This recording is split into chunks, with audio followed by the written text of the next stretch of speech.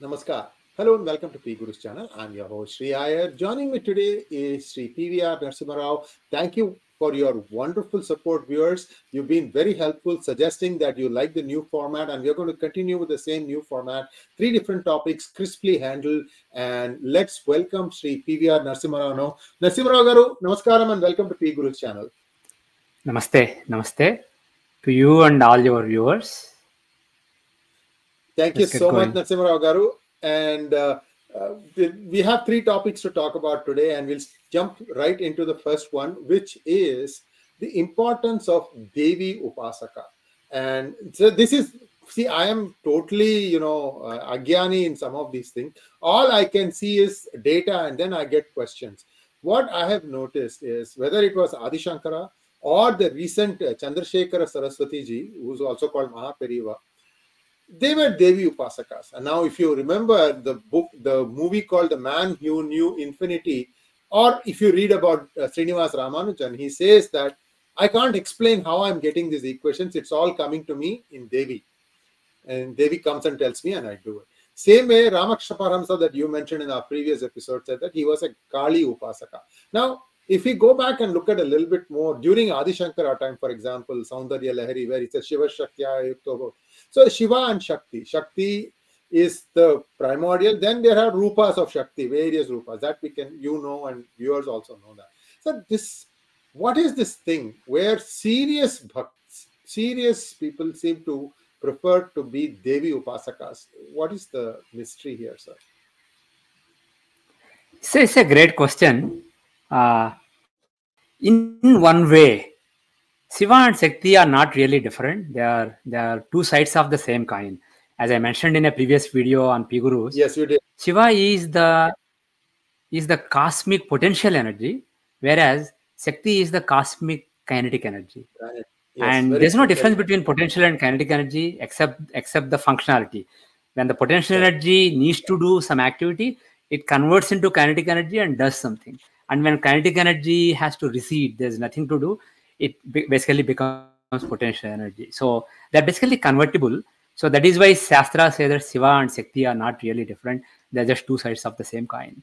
Another way to look at it is, instead of calling Shiva Shakti, we can also look at it as Brahman and Prakriti, or Brahman and Shakti. But the bottom line is the Shakti form or the Devi form is considered to be kinetic in nature, whereas the other thing is considered potential, inactive versus active, potential versus kinetic. And if you look in terms of human beings, the difference between men and women is women can give birth to a new entity. They can bring new beings into the world. Similarly, it is the kinetic aspect of consciousness, not the potential aspect of consciousness, but the kinetic part of the consciousness is that which can give rise to new things, whether it's a thought, a perception of something, seeing that there is a computer in front of me. That perception is basically an entity that is being born in my consciousness. Similarly, any actions that you do, any desires that you have, all these are basically constantly various thoughts, desires, and actions are being born within us. So that they can basically be created only through the kinetic aspect of the consciousness. So that kinetic aspect of consciousness is called Shakti or Devi. So that is why people who come to this world, not just to realize and merge in the Brahman, but to do some activity, do some important work, they are inherently drawn towards Devi, some form of the Devi or the other, because to do things in the world, whether materially or spiritually, whether to accumulate wealth or whether to, like Shankaracharya did, go around the country, participate in debates and spread knowledge and establish some new organizations, whether that or in the case of Ramakrishna Paramahamsa, they create a Vivekananda who can go and spread dharma across the world and start and sow the seeds of Sanatan Dharma in the Western lands. So all that basically is actual work that needs to be done. And for work that needs to be done, you need the blessings of the kinetic aspect of consciousness or Shakti or Devi. So that is why you see that lot of sadhakas who come to do important work in the world are drawn towards Devi. There is actually an interesting description of Devi's birth in the Devi Mahatmyam, also known as Durga Saptasati, in the second chapter, I believe, it describes how the Devi was created. When Mahishasura came, and Mahishasura, by the way, he symbolizes our own laziness, our own egoistic laziness is symbolized by Mahishasura. So when he needs to be killed, all the devatas together create Devi. And the way it is described is various devatas take their own Shakti, and with that they create a supreme form. For example, it says Shiva's Shakti becomes the face of that being, and Vishnu's Shakti becomes the hands of that being. Agnideva Shakti becomes the three eyes of that being. Like that, various devatas give away their Shakti, and then this entity is formed. What that means is that it's not that Devi did not exist before she was created by these devatas. This is just metaphorical. What it means is Devi's Shakti is what is manifesting within Vishnu, Shiva, Agni, etc. as their Shakti. And Devi's eyes portion basically is the Shakti that is making Agni conduct his business in the world. And Devi's hands basically represent the Shakti which is making Vishnu do various things and maintain balance in the world, maintain dharma in the world. So it is basically, Devi is the sum total of the energy, the kinetic aspect of the consciousness that is manifesting through various beings, whether it is human beings, animals, devatas, etc., or demons, etc. Nobody can do anything. Nobody can perceive anything, can do anything, can desire anything without the Divine Mother expressing through them. The Divine Mother expresses as 𝗤𝙧𝙤𝙀, the aspect of desiring things, �criya-Shakti, the aspect of doing things, and ಜ್ಞಾನ-Shakti, the aspect of perceiving and knowing things. So she manifests as these three aspects in various people, and because of that we are able to perceive the reality around us, the different objects that are around us, and manipulate them, do actions that basically manipulate them in some way, and understand, and also desire, want to do certain things to those objects, or want those objects to do certain things to us. So all this is happening with the play of the Shakti. And blessings of that Devi is what will enable us to channel the 𝗤𝙧𝙤𝙀, �criya-Shakti, and ಜ್ಞಾನ-Shakti within us and do some meaningful work in the world. So that is why many sadhakas who come for important work in the world do worship the Divine Mother. Thank you so much, sir. Very beautifully put. Thank you so much. Now let's go on to the second topic. That is one of Muhurtam. Muhurtam is considered again, I'm very shallow in this. Muhurtam is also called as the right time to do it, good time to do something. And then there is also other things they'll say, 𝗒𝙗𝑆 𝑠heeghram. That means if you want to do something good, do it quickly. So there are some things like this that can confuse somebody. So what is the significance of a Muhurtam for a particular task? Yeah. Muhurta, for those who are not familiar, is basically when you start a new venture, new activity, whether it is, for example, suppose you want to write a book, starting the writing of the book. Suppose you join a new job, taking charge and starting the new work, or getting married, all these things, or moving into a new house. So for any new venture or new activity, it is very common in India to pick a good date and time, and at that time basically do that activity. And among the modern people, there is a tendency to see it as a superstition, because anything that you don't understand must be a superstition. But that's not true. There are a lot of things in this world that we don't understand. We understand a small percentage of how this world works. So practically, we do know that Muhurta is very important. Basically, what is happening at Muhurta? When suppose I start a new activity, suppose I start working at a new job, a new entity is being born. My tenure at that company, the work that I do at that company is that entity. And you may say that entity is an abstract entity as opposed to a human being. But the thing is, from a Vedantic perspective, I exist because there is a notion in the mind that I am so-and-so being. So all these are the so-called concrete objects in this dual world, and the so-called abstract objects are just objects in the field of duality. That is why if you look at Puranas, there are stories of some abstract entities actually expressing in a form that somebody can see and interact with. So the thing is, just as I am real, Narasimha Rao, the person is real to you, my work at a particular company, or my effort to write a particular book, or my stay in a particular house, all these things are entities and they have life of their own. So just as when a human being or an animal is born, the planetary positions at the time, they basically have a role in defining the destiny. They capture the destiny that this entity is coming into this world with. Similarly, when some venture is started, that venture comes with certain destiny, and the destiny is captured by the planetary portions. So it is very important to, if you are in control, sometimes you are not in control. Like Sri said, you may say Shubhasya Sigram, and also there may be a compelling need to do it quickly. You may not want to wait for the right time, wait for a few days. So sometimes you have to do it quickly. But the thing is, and sometimes you think that you are getting a good muhurta, but you may still pick a bad muhurta because the science is so complicated. There are so many concepts that you have to balance.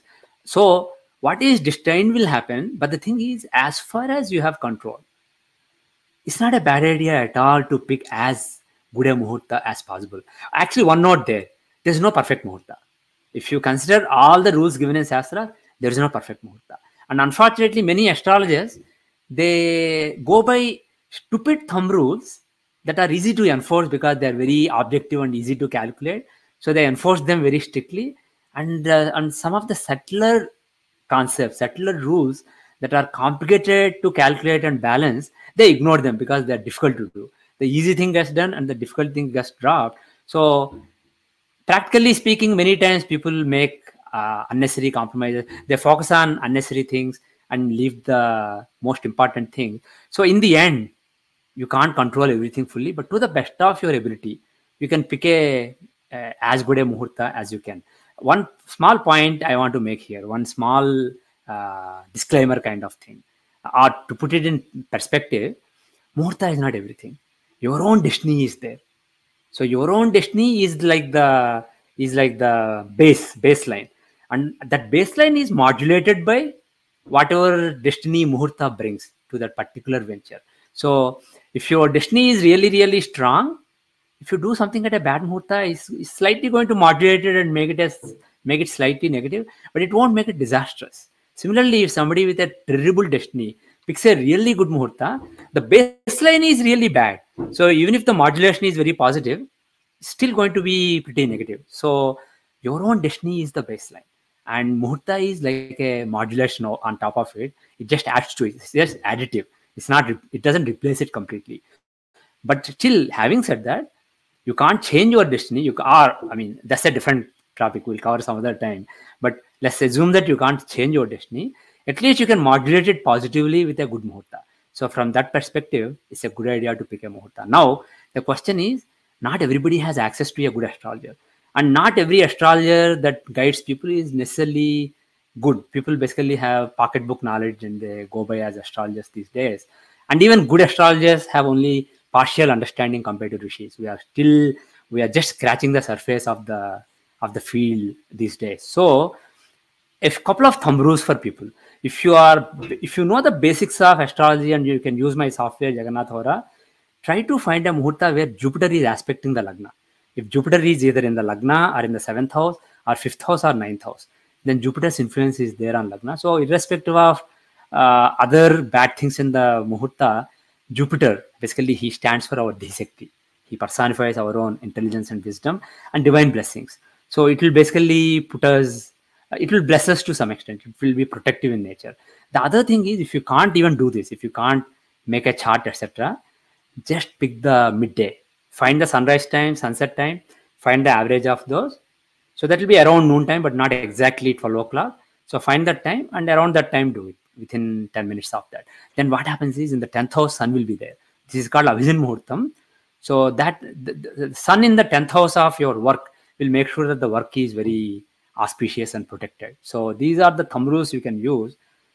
But if you have the ability to pick a good muhurta, I suggest picking a good muhurta. And viewers, 𝗤𝙗𝙗 software is free to download, and I will give you the link from where you can download it. I've used it a little bit, but again, Narasimha garu, I am nowhere. I don't have the bandwidth to go in and understand how things work. But I have had some things that Dr. Manish Pandit, my good friend, your good friend, has explained to me a little bit, and he will tell me some things. And so thank you so much, sir. But that rule of thumb is excellent, excellent. And now let's go to the third topic today. Where do you think this Israel-Hamas conflict is headed? My assessment is that this is not going to be a quick finish. It's going to be a long war. And even if hostages are freed, remaining, the hostages that are still alive are freed, I'm afraid that this will drag on.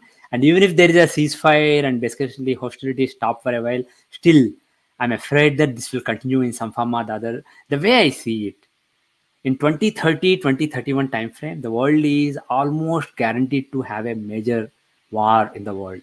Physical war as well as cyber war involving various aspects. So that is almost unavoidable. A Mahabharata kind of planetary positions are coming in late 2030. And this is a build-up. The Russia-Ukraine war is one front for the big war that is coming up. And what is happening in the Middle East now is another front. I'm afraid that this will expand. This will, even if it may seem like it is going down, it will eventually expand over the coming months and years. I'm afraid Hezbollah and Lebanon will get involved. I will not be afraid if Jordan, I will not be surprised if Jordan also gets involved. I'm afraid a few other countries who are acting at the behest of Iran will get involved. I'm afraid that there is an axis between Iran, China, and Russia, and eventually North Korea. There is an axis between those, and that axis will basically want to dominate certain regions of the world. So Iran is the main actor, but I am afraid they have support from Russia in this particular mission, and also eventually they may get some support from China also. So I'm afraid Iran may not take it easy. Iran may keep provoking some actors in the region, and this may slowly become a bigger war than just a operation in Gaza by Israel. So I'm afraid that this has a long life. For the next few years, Israel's chart doesn't suggest peace or doesn't suggest a nice peace agreement and happy life. It does suggest, just like Ukraine's chart, Ukraine war, by the way, some people think that Ukraine war is ending because of the focus on Israel war, but I'm afraid that also will keep going on in some form or the other. So I think these two fronts are basically will remain active for a long time. And there may be a third front in the Taiwan area, but not now, several years later, closer to 2030. So I'm afraid this is basically a big war, a long war, and something that doesn't have a clean end. This will basically have unintended consequences, resulting in a major confrontation of world powers down the road. But right now, I'm afraid there is no peace in Israel, and there'll be a lot of loss of life, both for Arabs and Jews in that region. Thank you so much, Narasimha Rao Garu. And viewers, a lot of food for thought here. And if you followed Narasimha Rao Garu's predictions, he said that I think 2034 or somewhere around that time frame that China will indeed break up. So I can see the logical extension here. There has to be a winner and there has to be a loser in these kinds of great wars. So one clearly sees that China is going to lose big and it will break up into 5 parts. N part, let us say. Let's not take a guess on those things, because, sir, today with this connectivity, lines have become meaningless. My boundary, your boundary. China is having police stations in Canada, UK. They said 100+ police stations they have identified so far. What is the action going on? I mean, let's just leave it at that, and let's not get into more politics. This is a very spiritual discussion, but most important thing that you have given here is that the state of the world looks a little bit of a concern. At least as a person, I think we all have our dharma. Let's understand and execute that dharma to the best of our ability, and do watch Narasimha Rao Garu's discourse. See, you have to watch these videos more than once. That's all I can tell you, because sometimes your mind is in a better receptive mood than in other times. And those are the times when you actually have this light going up. That's right. This is what I should be doing. It's all about what is your individual situation. And that is where you will find the answers when you listen to some of these talks that Narasimha Rao ji gives. His channel and PGurus is just starting to use him. but his channel also. This is how I see it, Narasimha. You are doing a great service to society. Thank you so much. Thank you. Just want to add one word. The Yes. thing is, because I said there is a really gloomy period for the world ahead in this decade, the bottom line is from 2020 till 2036 is a very troublesome, chaotic period for the world, when the geopolitical order will be totally transformed and lot of suffering, lot of loss of life. But the thing is, one thing you have to keep in mind is the whole world is fleeting, even in good times as well as in bad times. So this is actually an opportunity for us to look inward and think of spiritual things, read scriptures, think about God and surrender to God. When you think you have control over what is happening, it can actually be negative in a way. When you think that you are helpless, you just surrender to Devi, the Divine Mother. We talked about Mother at the beginning of this talk.